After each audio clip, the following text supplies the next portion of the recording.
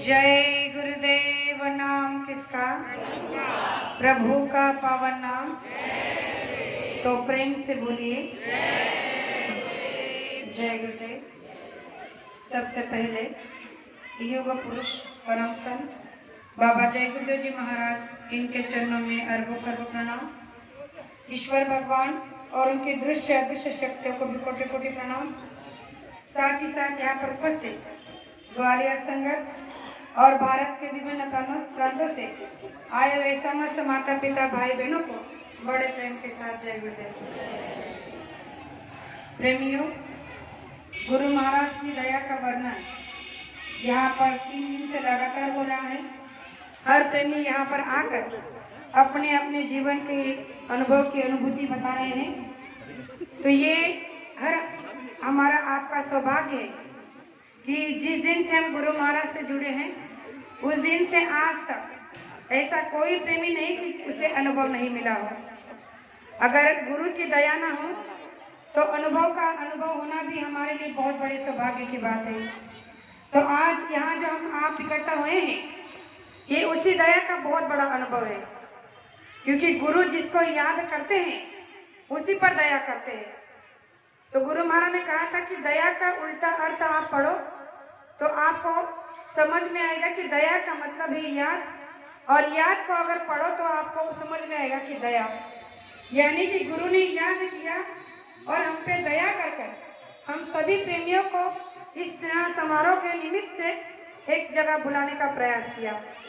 तो मैं आपको ज्यादा समय न लेते हुए केवल उस दया के बारे में बताना चाहती हूँ कि गुरु महाराज की अपरंपार शक्ति संसार में किस तरह से संचार कर रही है, हम आप जीवों की किस तरह से रक्षा कर रही हैं, इसका एक छोटा सा प्रमाण देना चाहती हूँ।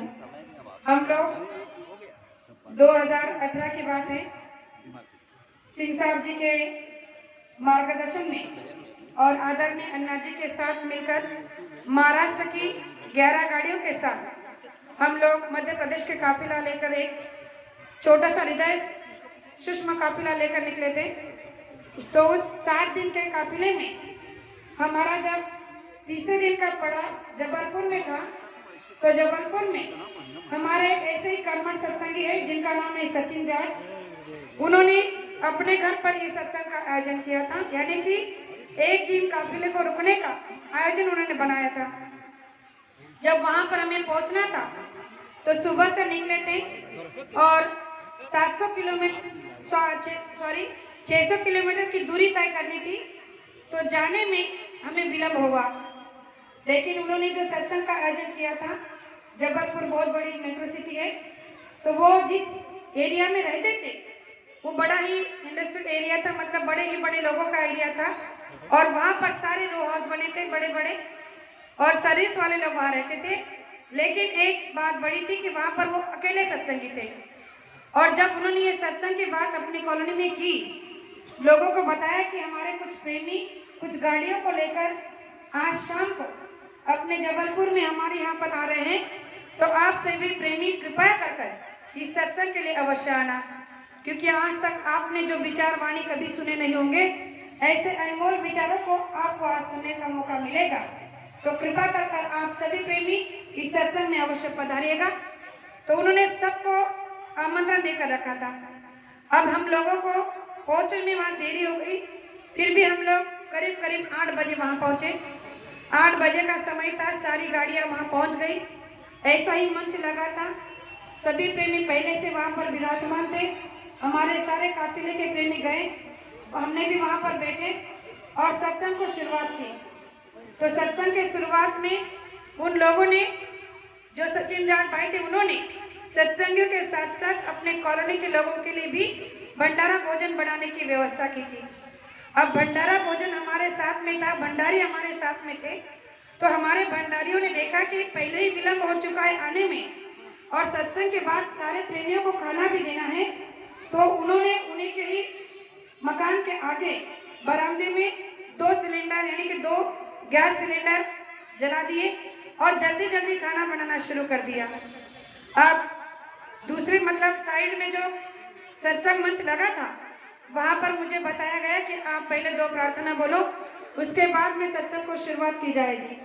मैंने जब वहाँ प्रार्थना को शुरुआत किया, एक प्रार्थना बोली, उसके बाद में उन्होंने जो पहला सिलेंडर जलाया था, तो उस पहले सिलेंडर से पता नहीं कैसे आग एकदम से लीक हो गई और सिलेंडर की आग बाहर धू कर निकलने लगी।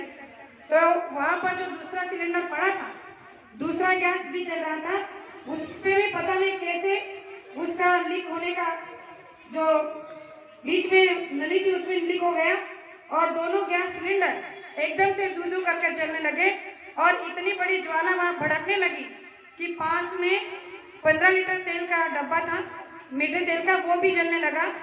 बहनों ने कुछ आटा गूंद के रखा था बोरी भर, वो आटा भी जल गया, यानी कि आग इतनी बढ़ गई कि वहाँ उनके मकान को ऊपर सीलिंग को लगने लगी। अब ये हादसा जब इधर हुआ, साइड में सत्संग हो रहा है, तो सारे प्रेमी एकदम से भगदड़ मच गई कि सिलेंडर में आग लग गई है और सब प्रेमी भागने लग गए। अब ये सभी को पता है कि जब किसी सिलेंडर में आग लग जाती है तो बचना मुश्किल हो जाता है। तो वहाँ के जो स्थानीय प्रेमी थे वो सभी वहाँ से भागने लगे। उन्होंने कहा कि अगर ये दो सिलेंडर फट जाएंगे तो यहाँ एक भी नहीं बच सकता। अगर एक सिलेंडर की बात होती तो अलग है, यहाँ दोनों ही सिलेंडर भड़क रहे हैं और इनकी आग को बुझाने के लिए अभी ना कोई फायर ब्रिगेड है ना कुछ व्यवस्था है। तो सब लोग भागने लगे, एकदम से अफरा तफरी मच गई। तो हम लोगों को पता चला, अन्ना जी, सिंह साहब, सब लोग वहाँ दौड़कर आए और नज़ारा जब देखा तो बाकी की बहनें घर के अंदर थी, बच्चे अंदर थे और कुछ प्रेमी भंडारा बना रहे थे और उसी दौरान वो दृश्य को देखकर हर कोई कांप रहा था कि अब क्या होगा। और आग की लपटें मकान के अंदर जा रही थी, जो विंडो थी बाहर की तरफ से, जो स्लेटिंग थी उसमें भी मतलब दरारें पड़ गई और कुछ क्षण में आग अंदर मकान के अंदर चले जाएगी और जितने भी अंदर लोग हैं वो भी नहीं बच पाएंगे, क्योंकि सिलेंडर कभी भी किसी भी समय फट सकता है। इतनी बड़ी आग वहां लग गई थी। तो हमारे प्रेमियों ने और अन्ना जी ने सबको धीरज बताया, कहा कि आप शांति से विश्वास रखो, जय गुरुदेव नाम पर आपको यहाँ पर कुछ हानि नहीं होगी। और अन्ना जी ने एक गुरु महाराज को सामने रखकर एक संकल्प लिया और गुरु महाराज से कहा कि अगर ये सभी प्रेमी अपने मेहनत और ईमानदारी के पैसों से, स्व खर्चे से इतनी दूर अगर जय गुरुदेव नाम का प्रचार लेकर आए हैं और अगर आपके नाम में इतनी शक्ति और पावर है तो आज आप इन जीवों की रक्षा करो। और उन्होंने मिट्टी उठाकर उन सिलेंडर पर फेंक दी।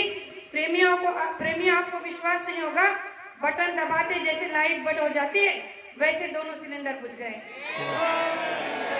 और जब दोनों सिलेंडर बुझ गए तो प्रेमी, वहाँ के जो सारे प्रेमी थे सब भाग गए थे डर के मारे। तो हमने दोबारा से सबको बुलाया कि अब लोग शांति से सत्संग सुन सकते हैं। और वहाँ पे फिर सारा कार्यक्रम विस्तार से हुआ, सबने भंडारा भी लिया, सत्संग भी हुआ।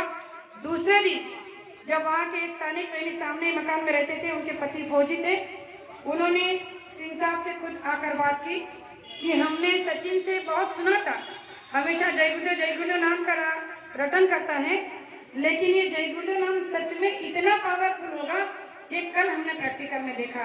तो उन्होंने कहा कि अगर ऐसे संत संसार में हैं तो कभी जीवों का अनिहित नहीं होगा।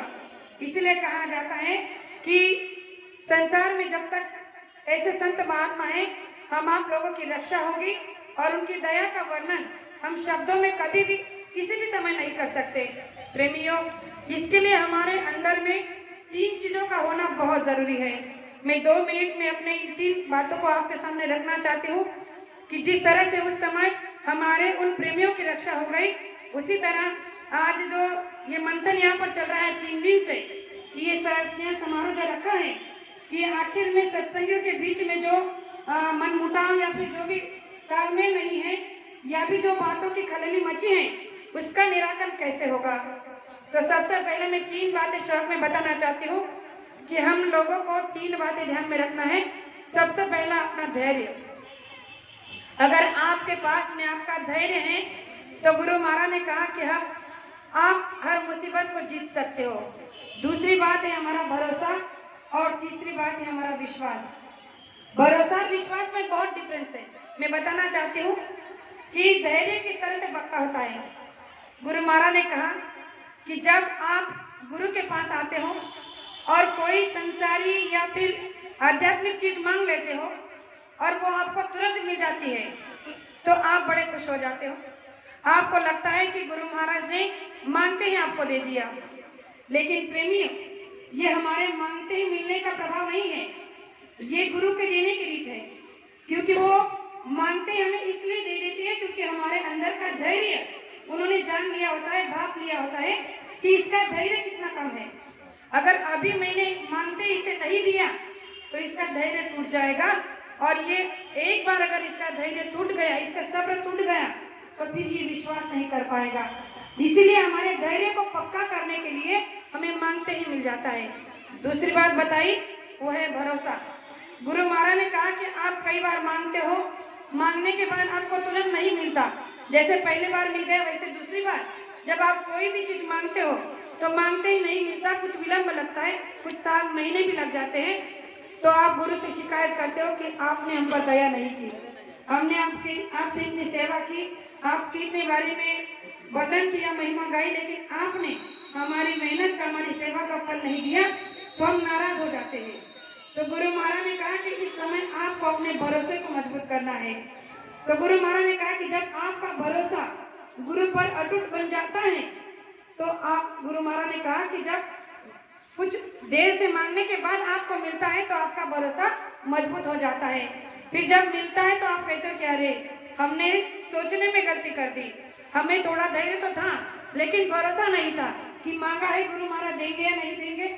इसलिए दूसरे पॉइंट पर भी ध्यान देना है कि जब मांगने के बाद आपको तुरंत नहीं मिलता है, महीनों साल लग जाते हैं, तब भी हमारा भरोसा अटूट होना चाहिए कि मांगा है तो एक ना एक दिन गुरु महाराज इसे अवश्य पूरा करेंगे।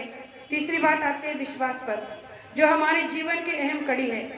गुरु महाराज ने कहा कि कभी कभी ऐसा होता है कि आपने मांग भी लिया तो आपको कभी नहीं मिल सकता।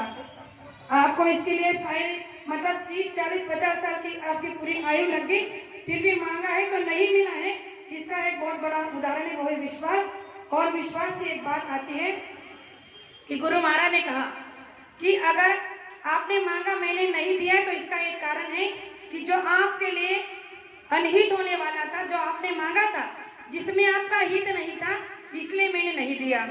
और जो हित में होने वाला है उसके लिए समय लगेगा, और उस समय के लिए मैं तुम्हें पक्का करना चाहता हूँ, तुम्हारे विश्वास को मजबूत करना चाहता हूँ, तुम्हारे धैर्य को बनाना चाहता हूँ। इसलिए तुम्हें दृढ़ता के साथ गुरु भक्ति पर विश्वास करना चाहिए, गुरु भक्ति करनी चाहिए।